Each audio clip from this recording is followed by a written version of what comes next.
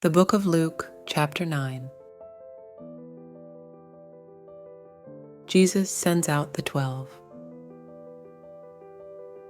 When Jesus had called the 12 together, he gave them power and authority to drive out all demons and to cure diseases, and he sent them out to proclaim the kingdom of God and to heal the sick.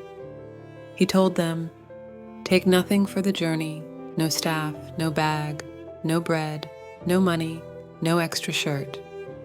Whatever house you enter, stay there until you leave that town. If people do not welcome you, leave their town and shake the dust off your feet as a testimony against them." So they set out and went from village to village, proclaiming the good news and healing people everywhere. Now Herod the Tetrarch heard about all that was going on, and he was perplexed because some were saying that John had been raised from the dead, others that Elijah had appeared, and still others that one of the prophets of long ago had come back to life. But Herod said, "I beheaded John. Who then is this I hear such things about?" And he tried to see him. Jesus feeds the 5,000. When the apostles returned, they reported to Jesus what they had done. Then he took them with him, and they withdrew by themselves to a town called Bethsaida. But the crowds learned about it and followed him. He welcomed them and spoke to them about the kingdom of God and healed those who needed healing. Late in the afternoon, the 12 came to him and said, "Send the crowd away so they can go to the surrounding villages and countryside and find food and lodging, because we are in a remote place here." He replied, "You give them something to eat." They answered, "We have only 5 loaves of bread and 2 fish, unless we go and buy food for all this crowd." About 5,000 men were there. But he said to his disciples, "Have them sit down in groups of about 50 each." The disciples did so, and everyone sat down. Taking the 5 loaves and the 2 fish, and looking up to heaven, he gave thanks and broke them. Then he gave them to the disciples to distribute to the people. They all ate and were satisfied, and the disciples picked up 12 basketfuls of broken pieces that were left over. Peter declares that Jesus is the Messiah. Once when Jesus was praying in private and his disciples were with him, he asked them, "Who do the crowds say I am?" They replied, "Some say John the Baptist, others say Elijah, and still others that one of the prophets of long ago has come back to life." "But what about you?" he asked. "Who do you say I am?" Peter answered, "God's Messiah." Jesus predicts his death. Jesus strictly warned them not to tell this to anyone, and he said, "The Son of Man must suffer many things and be rejected by the elders, the chief priests, and the teachers of the law, and he must be killed, and on the 3rd day be raised to life." Then he said to them all, "Whoever wants to be my disciple must deny themselves and take up their cross daily and follow me. For whoever wants to save their life will lose it, but whoever loses their life for me will save it. What good is it for someone to gain the whole world and yet lose or forfeit their very self? Whoever is ashamed of me and my words, the Son of Man will be ashamed of them when he comes in his glory and in the glory of the Father and of the holy angels. Truly I tell you, some who are standing here will not taste death before they see the kingdom of God." The Transfiguration. About 8 days after Jesus said this, he took Peter, John, and James with him and went up onto a mountain to pray. As he was praying, the appearance of his face changed, and his clothes became as bright as a flash of lightning. 2 men, Moses and Elijah, appeared in glorious splendor, talking with Jesus. They spoke about his departure, which he was about to bring to fulfillment at Jerusalem.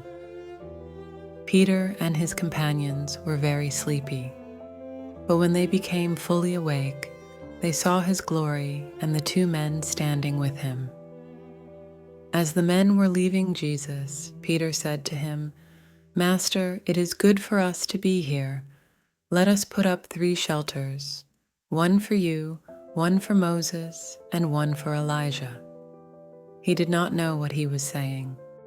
While he was speaking, a cloud appeared and covered them, and they were afraid as they entered the cloud. A voice came from the cloud, saying, "This is my Son, whom I have chosen. Listen to him." When the voice had spoken, they found that Jesus was alone. The disciples kept this to themselves and did not tell anyone at that time what they had seen. Jesus heals a demon-possessed boy. The next day, when they came down from the mountain, a large crowd met him. A man in the crowd called out, "Teacher, I beg you to look at my son, for he is my only child. A spirit seizes him, and he suddenly screams. It throws him into convulsions so that he foams at the mouth. It scarcely ever leaves him and is destroying him. I begged your disciples to drive it out, but they could not." "You unbelieving and perverse generation," Jesus replied. "How long shall I stay with you and put up with you? Bring your son here." Even while the boy was coming, the demon threw him to the ground in a convulsion. But Jesus rebuked the impure spirit, healed the boy, and gave him back to his father. And they were all amazed at the greatness of God. Jesus predicts his death a second time.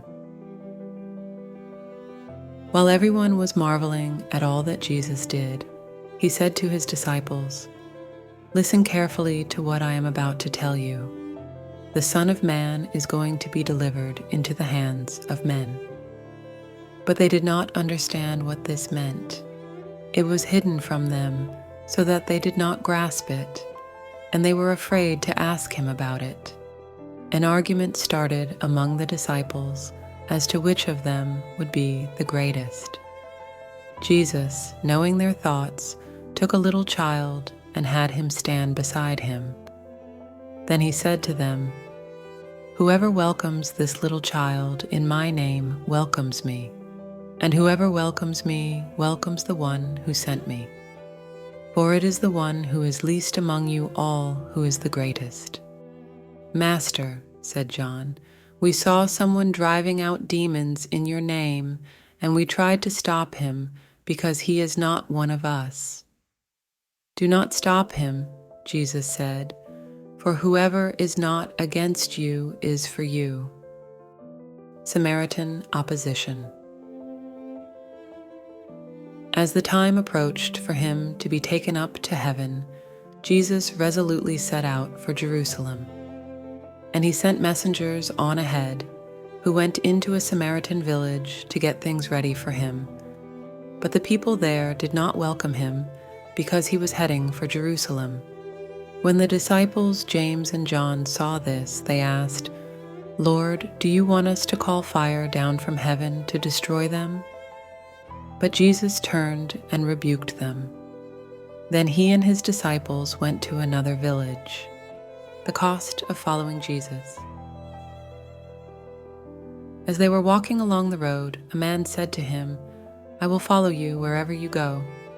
Jesus replied, "Foxes have dens and birds have nests, but the Son of Man has no place to lay his head."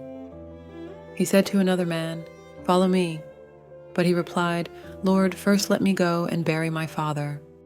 Jesus said to him, "Let the dead bury their own dead, but you go and proclaim the kingdom of God."